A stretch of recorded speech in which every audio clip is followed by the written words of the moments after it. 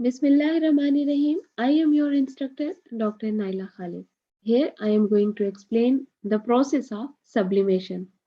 जैसा कि आप जानते हैं, sublimation एक ऐसा प्रोसेस है जिसमें एक कुछ सॉलिड्स जो है वो डायरेक्टली अपने गैसियस स्टेट में कन्वर्ट होते हैं जब आप उनको हीट अप करते हैं। हीट करने के बाद ये सॉलिड डायरेक्टली गैस में कन्वर्ट होते हैं बजाय मेल्ट होने के। और और जब आप उसको कूल करते हैं तो वही वेपर्स दोबारा डिपॉजिट हो जाते हैं जहां जहां पे आप उस सरफेस को जिस सरफेस पे उनको आप डिपॉजिट करना चाहें।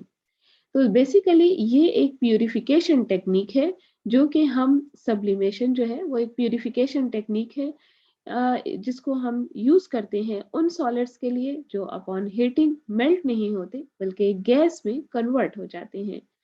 ये एक फेज ट्रांजिशन है। सब्लिमेशन भी एक फेज ट्रांजिशन है और इसमें फेज जो है सॉलिड फेज जो है वो गैसियस फेज में डायरेक्टली कन्वर्ट होती है।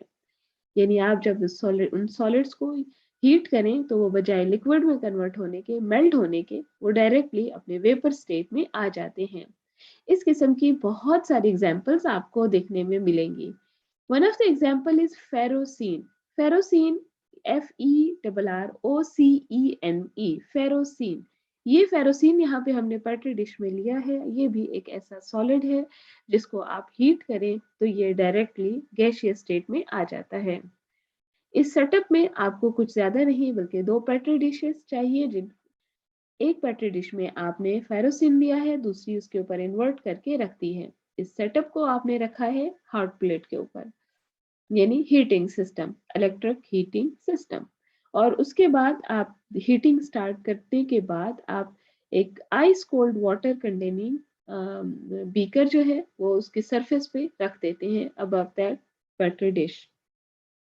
हीट करने के बाद ये जो फेरोसीन है सॉलिड, ये अपने गैसियस स्टेट में आने के बाद जो ऊपर अपर पेट्री डिश है इसके ऊपर डिपॉजिट होना स्टार्ट हो जाता है।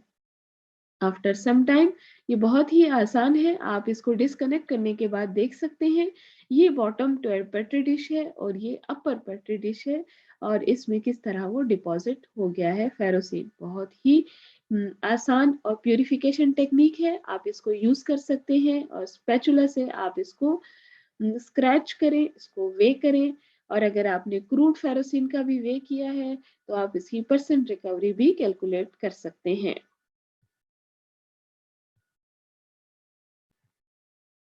ये जो सेटअप नजर आ रहा है आपको, ये नेफ्थलीन के लिए है। ये सेकंड एग्जांपल है। नेफ्थलीन को भी आप सब्लिमेशन के जरिए प्यूरिफाई कर सकते हैं। कैसे? आप एक चाइना डिश लें और चाइना डिश में लें नेफ्थलीन और सैंड का मिक्सचर और उसको जो मिक्सचर आप लें उनको हीटिंग करने से पहले चाइना डिश समेत वे करें और उससे इम्प्योर नेफ्थलीन का वेट जो है वो कैलकुलेट करके लिख लें। यानी ये आपका इम्प्योर नेफ्थलीन यानी mixture of naphthalene plus sand, तो ये तकरीबन 8.90 है। Then what you have to do, you have to place this inverted funnel. इस फनल को आप इन्वर्ट करके रख दें और इस पूरे सेटअप को सैंड बाथ में रखिएगा because direct heating is not suggested. So I will suggest कि आप इसको डायरेक्ट हीट ना करें।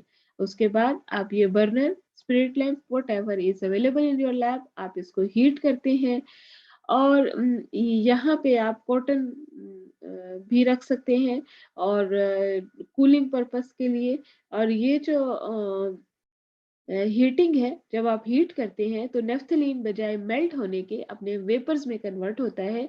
आपको यहाँ पे गैसियस फॉर्म में वो नजर भी आएगा कि कुछ गैस जो है यहाँ पे मौजूद है और चूंकि ट्रांसपेरेंट होती है ये फनल तो आपको आसानी से विजिबल होगा।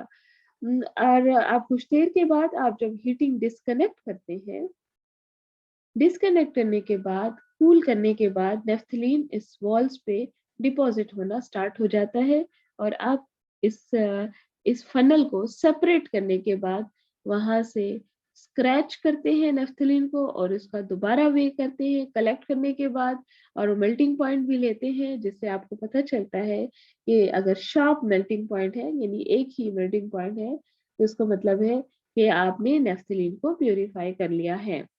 परसेंट रिकवरी मालूम करने के लिए ये फॉर्मूला है, यानी percent recovery is the weight of pure naphthalene divide by the weight of impure naphthalene into 100, and these are the calculations, and it shows that 5.77% naphthalene was recovered. This is the end of the lecture.